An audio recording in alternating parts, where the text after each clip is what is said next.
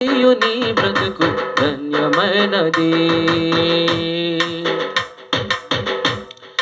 తుచ్చమైన వాటి కొరకు పరిగెడుదువా, హెచ్చరించు మాట వినక వెనుకబడుదువా.